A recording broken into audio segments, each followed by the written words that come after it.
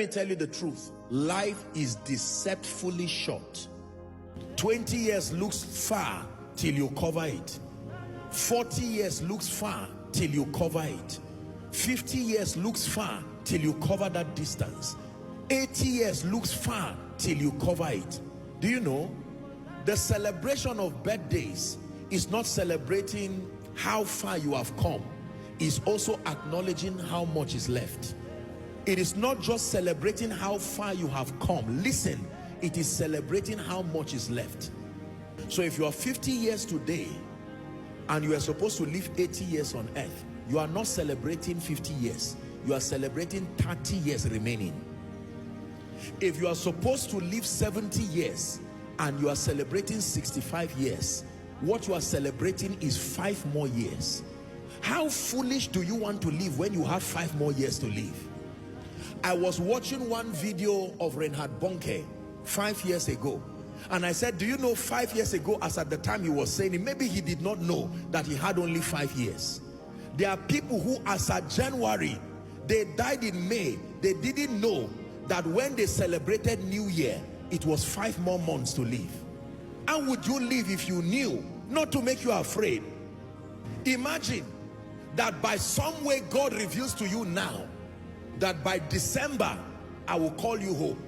That means this is June, Abi, July, August, September, October, November, December. You have 6 more months.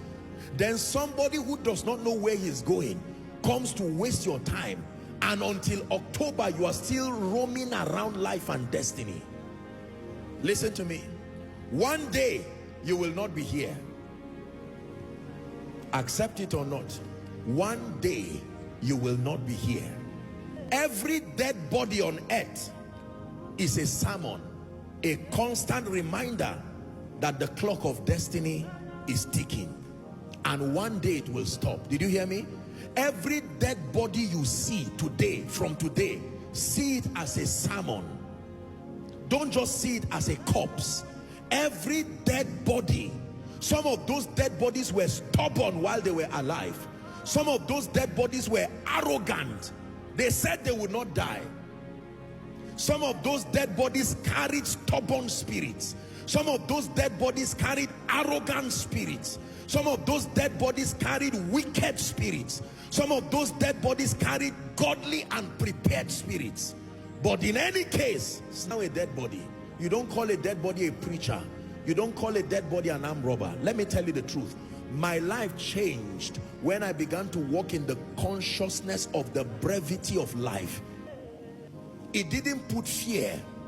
It just brought an awareness in me. When people die, especially people around at least my ministerial sphere of influence, I'm usually the first they reach, and they say so person has died. You see that? And while I condone with the family and console them, I use that dead body as a message again.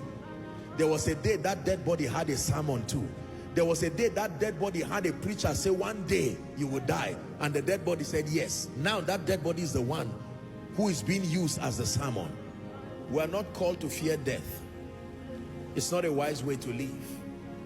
We are called to be aware that life, like the hymn writer would say, life at best is very brief, like the falling of a leaf.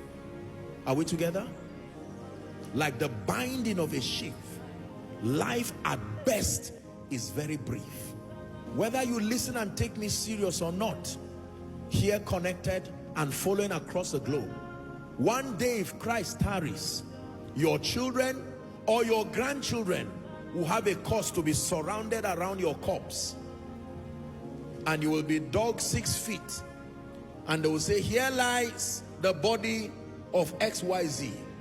The question is where you will be when all that is done, because this body you see returns to dust, but cessation of living never happens. You never cease living. Dimensions change. This is why it is foolish to live life as if you indefinitely have the power to decide whether you will go or not. It's not true. It's not true. It's not true.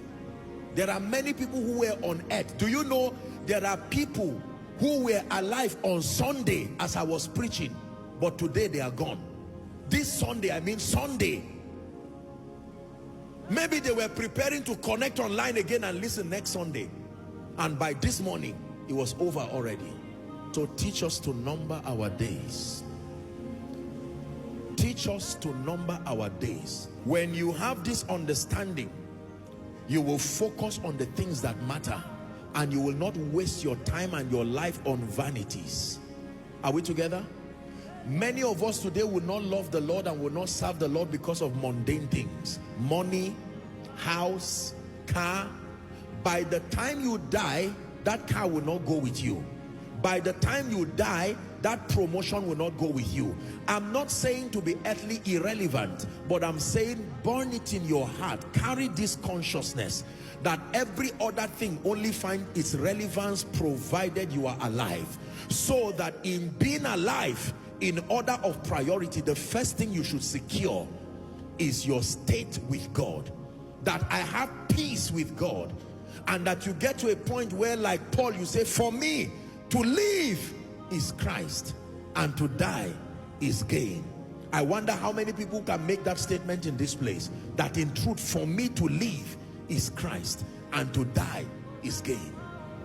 If Christ tarries, I don't want to get out of this world as a defeated loser, a failure. No, no.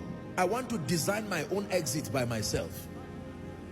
That I would conquer life, finish my assignment with joy, be a blessing to creation, and with health and vitality and with joy, I would look at life and say, I came, I saw, I conquered. You sign out with honor and leave.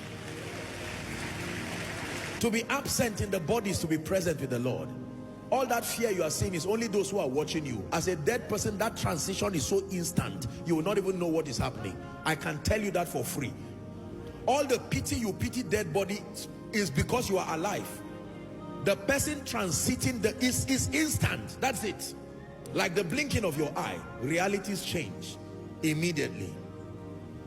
And what becomes the compass to where you go after then is your believing in Jesus Christ, your walking in his ways, and living a life of meaning. I would not be so foolish as to make many things a priority above Jesus. No. Till he returns or calls me home, here in the love of Christ